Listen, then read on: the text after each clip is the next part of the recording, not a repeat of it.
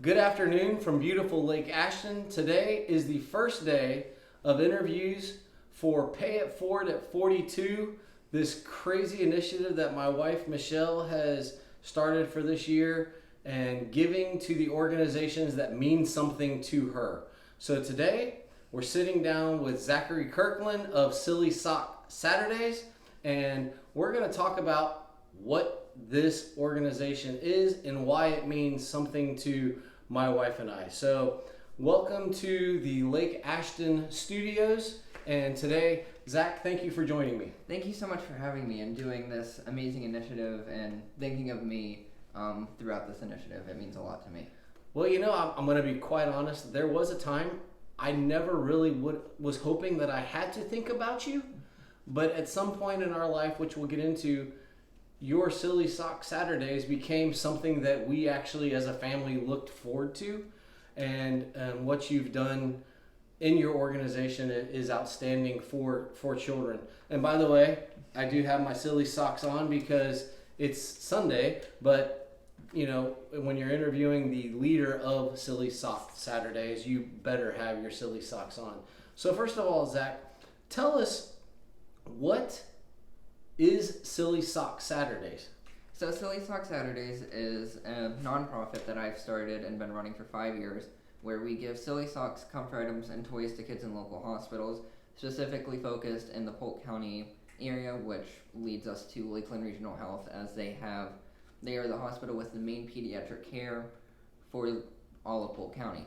So for our bags, we give silly socks, which are tied onto the outside of different gift bags, and then inside of the bags we give coloring books, crayons, card games, different colored pencils, and just anything that the kids will be able to use while sitting in a hospital bed or confined into a smaller space, that can just bring them joy, give them different distractions, and find ways for them to be able to kind of escape whatever position they're in and have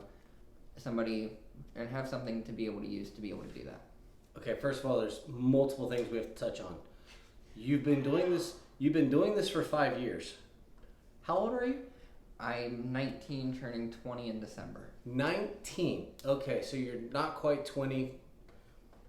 So that means 14 years old, you started this initiative that has now become this phenomenon that my wife and I feel an urge to give to. Yes. Why did you start at 14? So it's one of those things that you would think every kid would dread. I got a school assignment.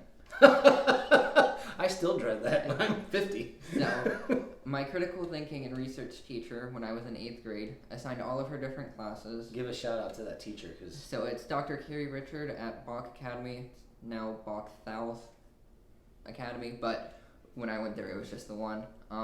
She assigned all of her classes to come up with an idea of how you can help the impact as somebody who was 12, 13, or 14 years old. She taught 6th through 8th grade.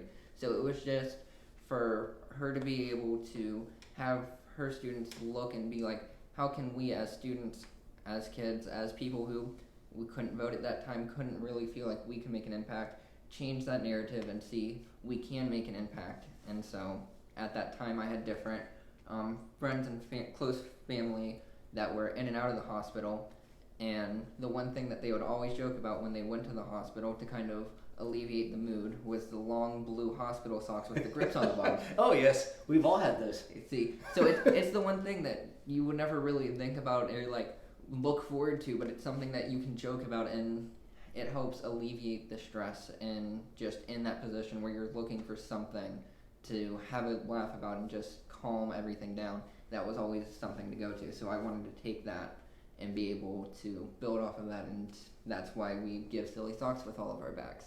Okay, so you started this at 14. Mm-hmm. You have this initiative. We're 5 years down the road. You're now in college. Yes. Deeply into college. How many of your classmates are still following their initiative that they started? That one I really don't have a good answer for. I know I still hear stories today from Bach Academy that they have continued doing this initiative for, I think they do it every other year, is that assignment gets handed out to different students, and it's just to come up with an idea. I decided to go above and beyond and actually create the nonprofit and able to do what I've done for 5 years. But the true concept of the assignment wasn't to do what I did. It was just kind of looking and seeing, look, as a student, you can make an impact for your community. You can see a want, you can see a need, and you can be able to take that information and turn around and figure out how to solve whatever position that might be. So you started this, and great. It's a school project. Mom's gonna help. Dad's gonna help. Families. Oh, this is great. We're so proud of Zach. Oh, this is cool. How did it start? And give me a quick synopsis of where you started and what it's expanded to. So when it started, and you joke about that, family being supportive and all of that, which they were, but I would say 85% of the work was put on me. I did the research on how to file the taxes, how to get the EIN number, how to fill out the 501c3 paperwork, to file with the State Department, creating a website, creating a Facebook page, creating an official email. A lot of that front startup work, I was very much so in the front of doing all of that and trying to use that as a learning experience for me. Because I know today, a lot of people joke about it, kids don't know how to write checks. It's something that I was able to learn that skill because of I had to run a business. I had to figure out what taxes and how the different tax forms work and how to have these different magic numbers for the government and all of that. So it was... I like the magic numbers. That's good. Yeah, it's the best way of putting it because it's how they know everything. But a lot of that experience was up front. Once I got the assignment, came up with the idea, it was kind of, okay, what do I want to do with this idea? So I did the research to see how I could move from, I have this wonderful idea, what do I have to do to get it from what the school assignment was to the actual nonprofit? Once I did that, it was, the first 2 years was really building connections and getting my name for myself. When I started this was when a lot of the nonprofits were being portrayed in the media as being fake. You had a lot of the people who were just trying to use whatever they could to be able to get an advantage in different ways, and that really hurt me as, why is this 14-year-old kid coming to me saying that he has a nonprofit? And it seems very far-fetched and out there. So once I was able to establish myself, making monthly deliveries, being able to put out the proof on my website, on the Facebook page, documenting everything we did, what went in the bags, the delivery for the bags, we were at the hospitals taking pictures in the hospital with restraint of what we could take pictures of. That whole process really helped validate what I was doing and prove to the community that yes, this is authentic, this is real, this is what I'm trying to do. And I had a board of directors behind me who supported me, was able to get me through a lot of the other networking issues that comes with when you start up as a nonprofit or even a business today. That networking first couple years really makes or breaks what can happen after that. For sure. And then from there, with the connections that I had, I've been able to double the amount of deliveries, or double the amount that I'm doing for each delivery, and just been able to keep growing as Lakeland Regional has also grown. So it's worked really well for me with just continuing to build what I've been doing.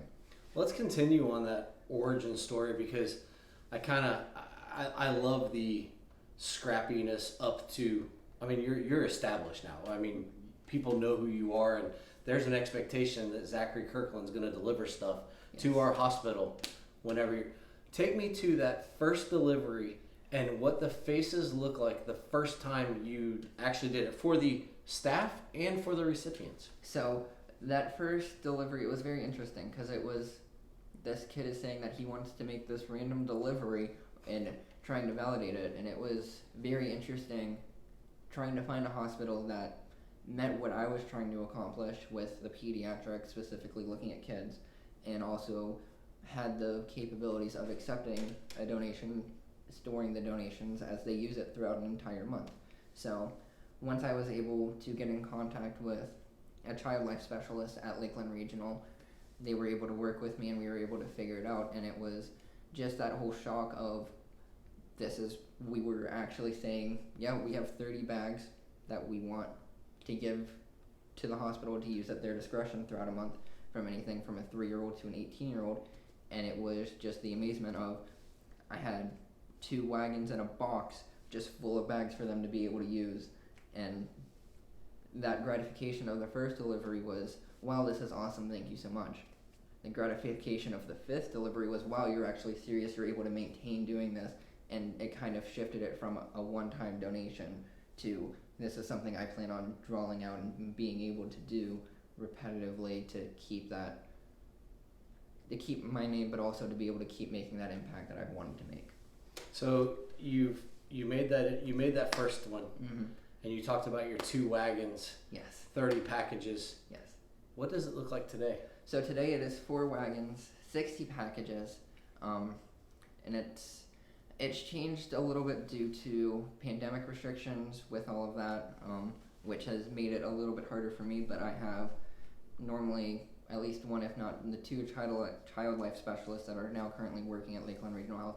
They come down and talk to me and tell me different stories about them handing out the bags and showing their appreciation, and then they take everything and the wagons that have the sock scraping off the sides of the wagons into the hospital and take it up into the pediatric wing, which is for contamination, children's safety that are in the wing, and all of that safety. So it makes sense, but it's still watching them walk up into the hospital and seeing all the people trying to figure out what these nurses are doing with these 4 wagons full of bags. It's always a fun sight to kind of just being able to sit and watch and seeing how my impact is still being able to be taken into the hospitals.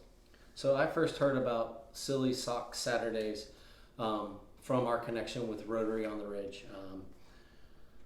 That's where I first met Zach and learned about this initiative. And it's funny because he does an event, at least one event every year, kind of as a fundraiser. We used to bowl, and now they do sock hops, which is very appropriate. Always with good food, fun, festivities, and that is one of your fundraisers. Yes. I'm going to get into my personal story on this in a second, but I want to know, so you are a 501c3, Yes. and we all know fundraising, oh man, there is nothing worse than having to ask for money. Yes. So you have an audience right now, whether it's 5 or a million. How can someone assist you and make this initiative even grow? And knowing that we're staying in the Polk County area, because logistics, you and I've talked about that previously, about just logistics, it's much easier to stay in this quadrant. So what can someone do to assist, to help Silly Sock Saturdays continue? So the easiest way is through donations, and all of that is laid out on the website, sillysocksaturdays.com. We have how you can help, items that we're always looking for, which our main thing is always coloring books, card games, crayons, and colored pencils.